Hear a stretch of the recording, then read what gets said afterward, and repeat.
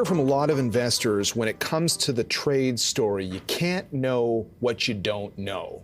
But we can try to understand, especially what might happen with this looming Liberation Day next week. Our next guest works for a firm that tries to navigate the intersection of policy and markets.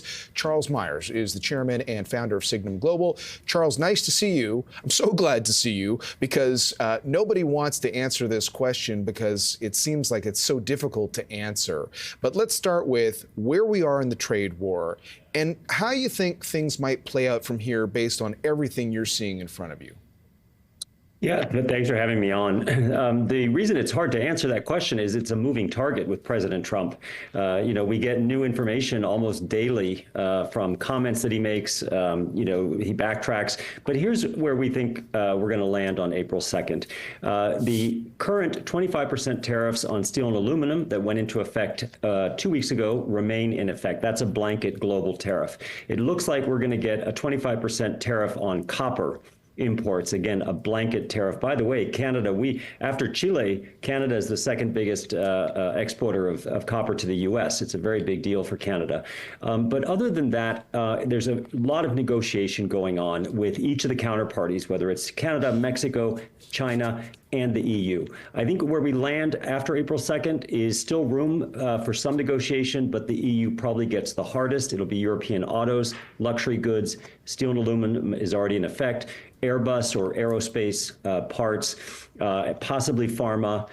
So again, still a moving target. But lastly, I would just say part of this pullback in the U.S. equity market on tariff fears is overdone. In the end, where we ultimately land will be more benign than I think what's priced in today. Okay, that's a lot to chew on, and we appreciate that. So you're saying get ready for some tariff realities, but in terms of what the market response could be to that it would be almost priced in to some of the worry of the market? Is that what you're saying? Yeah, so I think what happened for the markets is that, during the campaign and even during the transition, Trump was running with maximalist rhetoric on tariff, 60% China, 20% everything else. And then Scott Bessent and team came out during the transition and early in the administration saying, no, don't worry, it's going to be much more benign. This is an escalate to de-escalate strategy. So the market's priced in an incredibly benign tariff scenario early in this administration. Trump's coming somewhere in the middle. I think that is now priced in, this middle scenario. It's not totally benign, but it's not the maximalist either. It's something that both the U.S. economy and I think the counterparties' economies can absorb, where we think, unfortunately, where the area that gets hit the hardest, though, will be the EU. U.S., Canada, U.S., Mexico, we will figure it out. So I think we're now mostly priced in for the U.S. equity market. Well, it sparks another conversation since European stocks have been rallying this year, I guess in part because it feels like Europe is preparing for that blow through stimulus and that kind of stuff. But it would be interesting to see once the announcements are out how the European stock markets react. But I guess on this subject, as you know, everybody in Canada is very worried about the recessionary risks.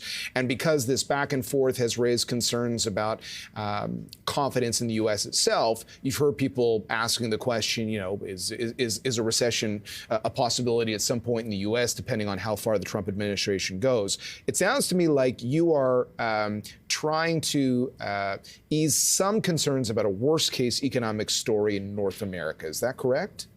Absolutely. I think the recession risk is lower than what's priced in. We've had this a little bit of a growth scare here in the U.S.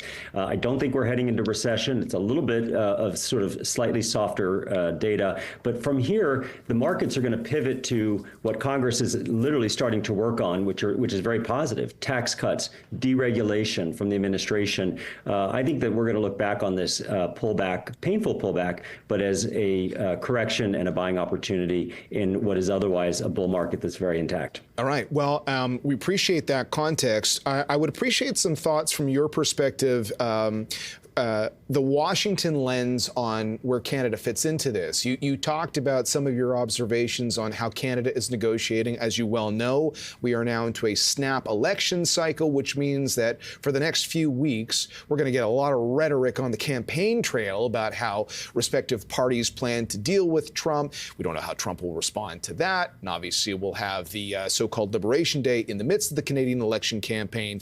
What have you seen, though, behind the scenes in the discussion between Canadian officials and the U.S. officials? What would you tell us? Yeah, so as you know, there's been a Canadian trade delegation that has now met with Secretary Lutnick and other U.S. officials several times since this, trade, the rhetoric and some of the trade dispute is escalated. I think that on April 2nd, we're going to find out that a lot of it was resolved, especially everything that is USMCA compliant. So the bigger issue, though, for Canada, I was just up there. I've been going to Canada for 30 years. I've never seen the Canadians this angry about anything about Trump, about the U.S., about 51st state. There is some risk of boycotting of U.S. products, perhaps, but overall, Trump's attempt to interfere in your election, has totally backfired. The Liberals, as you know, were on life support until Trump got involved and started threatening Canada with everything from trade to becoming, to taking it over. He's actually brought them back, and they're polling neck and neck. So your election, it's really interesting. It's almost become a referendum on Trump and trade. So I'd say in that respect, Trump's strategy on Canada is totally backfired. But a final question just on Canada's strategy, because, every time, we talk about these battles, people will say, look, the president wants to make sure that he feels like he's had a win. But for Canadian officials that have been saying, we're not going to see an end of Canadian tariffs or reciprocal tariffs until the U.S. backs away entirely from that. I don't get the sense from you that you're saying we'll be sort of totally out of the tariff woods, even if the Trump administration shows some compromise. If that is the case, but these Canadian officials have felt behind closed doors like there's a good path to something good, what's going to be the messaging from Canada on, hey, this is the deal we've got, we think this is good? What should we be watching for, in your opinion?